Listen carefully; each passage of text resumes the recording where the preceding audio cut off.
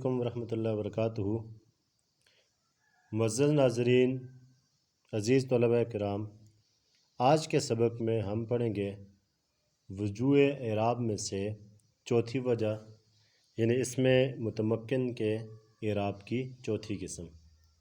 تو صاحب ہدایت اللہ فرماتے ہیں ان یکون الرفع بالواو، کہ ہونا حالت رفعی کا واو کے ساتھ، والنصب بالالف، اور ہونا حالت نصبی کا الف کے ساتھ، والجر بالجاء، اور ہونا حالت جری کا یا کے ساتھ۔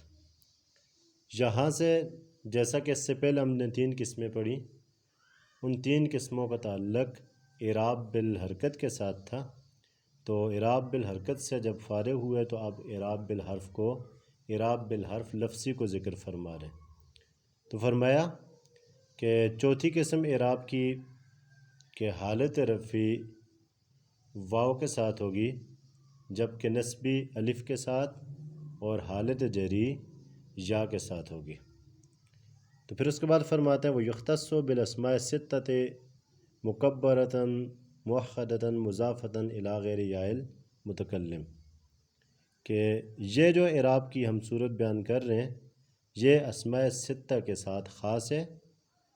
تو پھر اسماء ستہ کے ساتھ کچھ قیود کا ذکر کر دیا کہ وہ مکبرتاً، کہ ان کی حالت یہ ہونی چاہیے کہ وہ اسماء ستہ مکبرہ ہوں، مطلب یہ ہے کہ ان میں تصغیر نہ ہو یا تصغیر نہ پائی جاتی ہو، اور پھر اس کے ساتھ ساتھ مؤخدہ ہوں، مطلب وہ واحد ہوں، تثنیہ یا جمع نہ ہو۔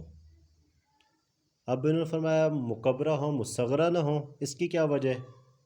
اصل میں اس کی وجہ یہ ہے کہ جب اس میں یا تصغیر کیا جائے گی، مثلاً ابیٌ، اخیٌ وغیرہ، تو اس کا اعراب بالحرکت آئے گا۔ مثلاً کہا جائے گا جاءنی اخیٌ، رأیت اخیًا، مررت باخیٍ، اور پھر دوسری قید لگائی کہ وہ مؤخدہ ہو، مطلب وہ واحد ہونا چاہیے، یعنی تثنیہ اور جمع نہ ہو۔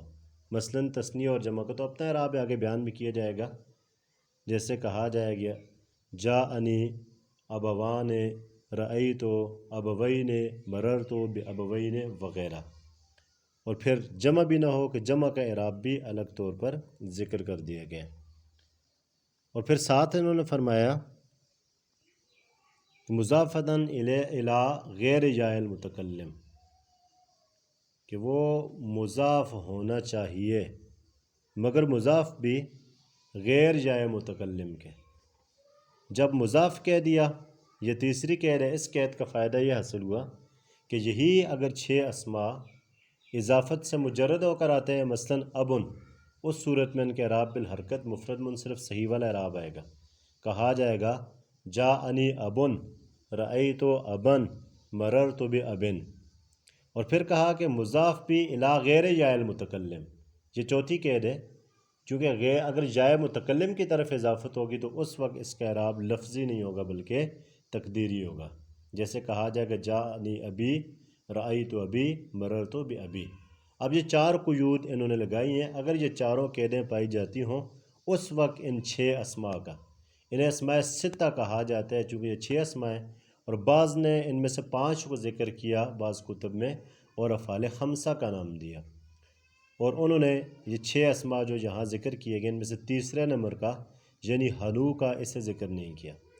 اب یہ اسماء ستہ 6 جو ہیں تو ان کو ذکر کر رہے ہیں، چونکہ کہا اسماء ستہ، اس کا مطلب ہے 6 اسماء انہیں ذکر فرما رہے ہیں، اخو کا، ابو کا، حنو کا، خمو کے، فو کا، اور ذو مالن۔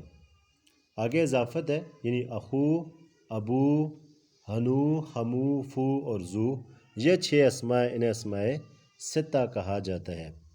ان میں سے جو پہلے اخو، ابو، حنو، یہ جو 3 ہیں ان کی اضافت کی گئی ہے مذکر ضمیر کی طرف، اور چونکہ یہ مذکر استعمال ہوتے ہیں، مؤنث بھی ہو سکتے ہیں، تو مذکر کی طرف ضمیر کر دی گئی کہ ان کا بطور مذکر استعمال درست ہے، مطلب اخو کا کسی مذکر کا بھائی بھی ہو سکتا ہے، مؤنث کا بھی ہو سکتا ہے، لیکن خمو کے میں خاص طور پر یہاں پر اضافت مؤنث کی طرف ہے، چونکہ خم کہا جاتا ہے عورت کے اس رشتہ دار کو جو مرد کی طرف سے ہو، مثلاً دیور وغیرہ۔ تو یہ عورت کا جو کہ رشتہ دار ہوتا ہے، اس لیے حمو کے ہوگا، خمو کا نہیں ہو سکتا۔ پہلے 4 ناقص تھے اصل میں، اخو اصل میں اخون، ابو ابون، ہنو ہنون اور خمو خمون تھے۔ تو خلاف قیاس واو کو حذف کر کے واو کی حرکت ماقبل کو دی تو یہ بن گئے اخن، ابن، ہمن اور فمن تھا، فوہن تھا یہ فو اصل میں۔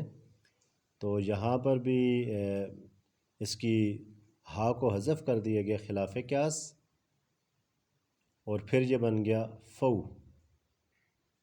تو عام اگر اضافت کے ساتھ استعمال ہو تب اسے فو کا پڑھا جاتا ہے، اگر اضافت کے بغیر استعمال ہو صورت میں یہاں پر میم ہوتا ہے۔ تو یہ جو فو ہے، باقی 4 جیسا کہ میں نے بتایا وہ ناقص ہیں۔ یہ چونکہ یہاں اس کے عین کلمہ میں واو آ رہی ہے، یہ اجوف ہے۔ اور اس کے بعد ہے زو، یہ اصل میں زوون تھا، یہ لفیف کی مثال ہے، لفیف مقرون، اس کی بھی ایک واو کو حذف کر دیا گیا۔ اب ان کا استعمال اضافت کے ساتھ ہوتا ہے، مگر یہ بات خاص طور پر یاد رہے کہ ان میں سے زو کی اضافت ہمیشہ اسم ظاہر یعنی اسم جنس کی طرف ہوتی ہے، مثلا یہاں پر مال ہے، اس کے علاوہ باقیوں کی اضافت ضمیر کی طرف ہوتی ہے۔ البتہ ان میں سے باقیوں کے معنی تو آسان ہے، اخ بھائی، اب باپ، ہن شرمگاہ کو کہا جاتا ہے، ہم دیور وغیرہ، فو منہ اور زو مالن مال والا، یہ اضافت اس کی اسم جنس کی طرف ہوتی ہے۔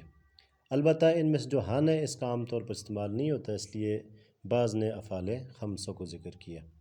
تو اس کی اعراب اب یہاں بیان کرتے ہیں۔ جاءنی اخوکا، بنا بر فاعلیت حالت رفع میں تھا واو کے ساتھ، رأیت حاکا بنا بر مفعولیت حالت نصبی میں الف کے ساتھ، مررت بے اخیکا بنا بر اضافت حالت جری میں یا کے ساتھ، حالت رفع واو نصبی الف اور جری یا کے ساتھ۔ یہ ایک مثال کو انہوں نے ذکر کیے، باقی آپ خود ان کو قیاس کر سکتے ہیں۔ شکریہ، جزاکم اللہ خیرہ۔